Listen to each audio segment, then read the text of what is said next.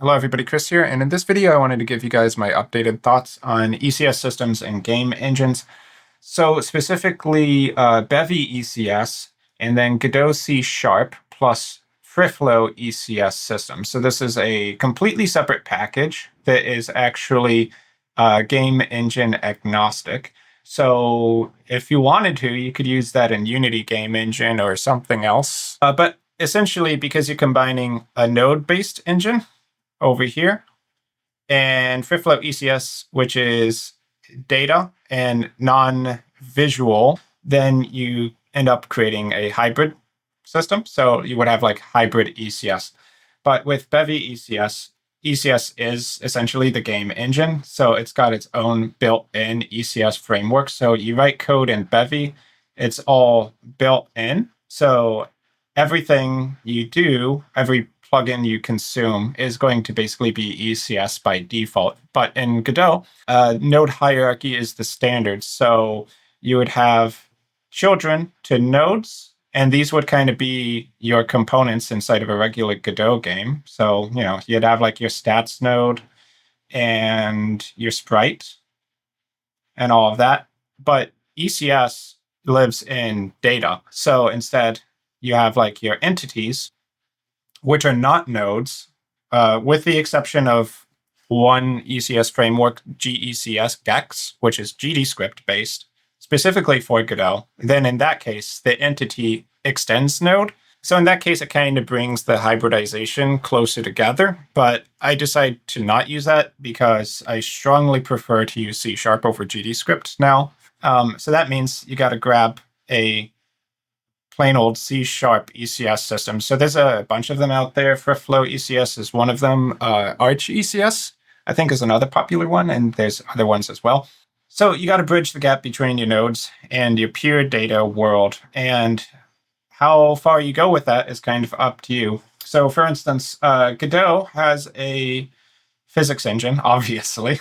And the physics is going to be like node-based by default, right? Because all of the Godot physics objects are nodes. So that's like your character body 2D. And that means that you need to bridge these nodes over to your ECS world. So if you want the physics engine in Godot to control the movement of your body, but then you want to track the position in one of your components, then you've got to bridge this gap to like a position component. And then your ECS systems can process that. Like maybe there's an area of the game where every entity standing in that area has some special buff effect to it, then you could do that with your ECS systems. But this is kind of like the pain point of using Godot.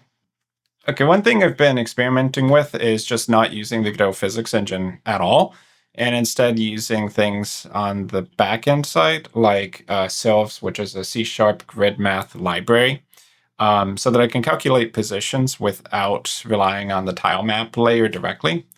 This does mean you lose out on things like profiling. Then you can't see the performance of everything in a convenient, automatic, out-of-the-box debug window. So the reason I'm trying this is to make it so that the game logic itself all works 100% outside of the Godot engine, and then just trying to use the Godot engine as a visual layer for rendering sprites. However, the cost of this is that you end up having to write a lot of extra bridge code to bring everything back into the engine. So you have to sync all of the ECS data if you want your visuals to update, like the position of the graphics. Okay, and then over on the Bevy ECS side of things, there are also some pain points.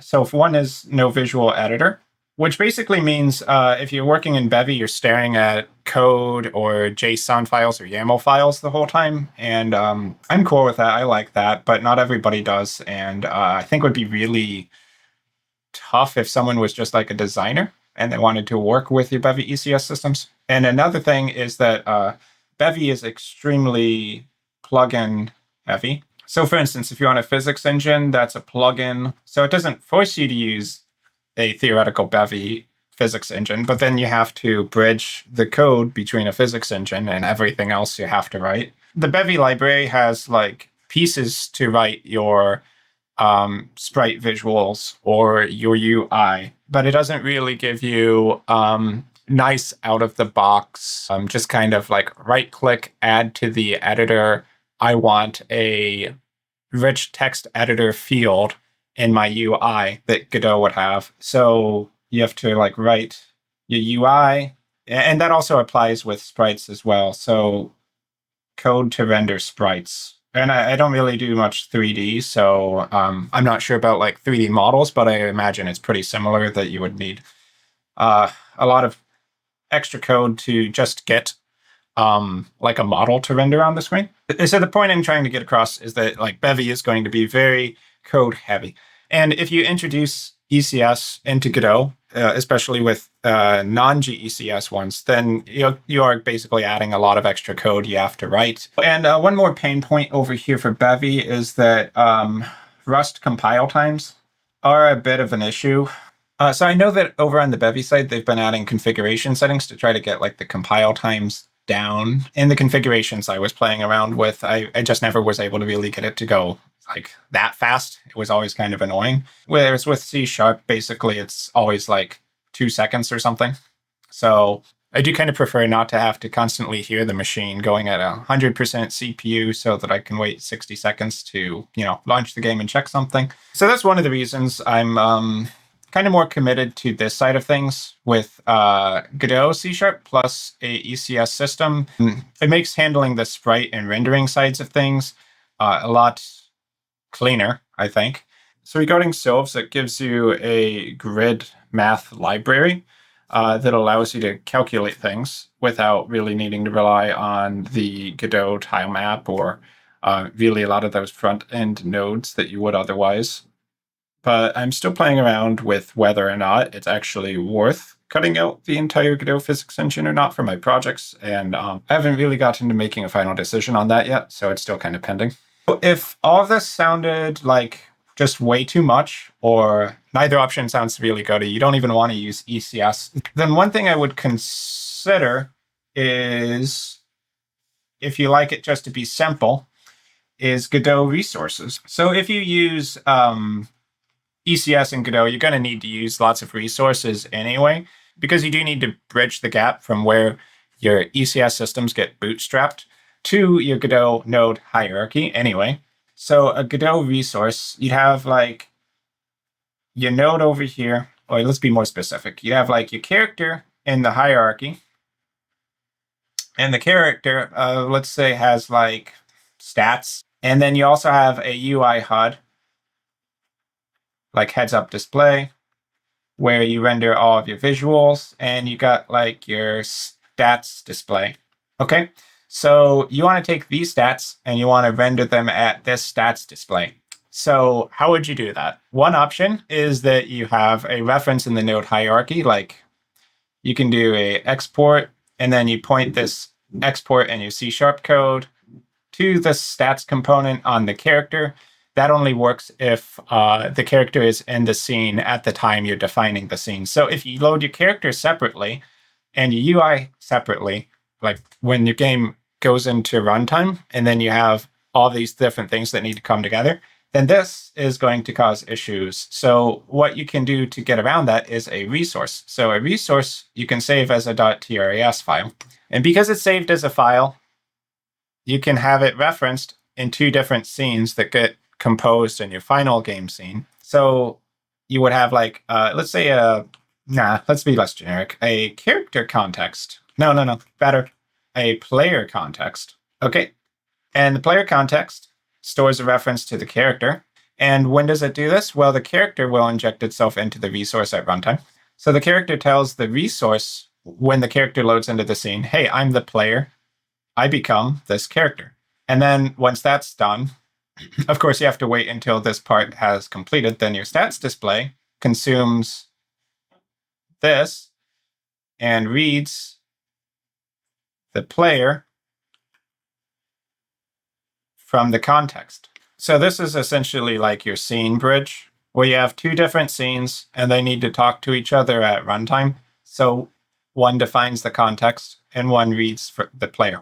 So you'd pretty much have to do that for ECS anyway, because you need to bridge the gap between your nodes and the entity component system's backend. So that's what your bootstrap node would do. It would define a context resource, and then anytime you need to read from the entity component systems, you would do it through that Godot resource. And that's part of how you get this hybrid here. So for me, one of the really nice things about ECS is the ability to query, which basically means that anytime you want to read which entities have this component and then do something on them.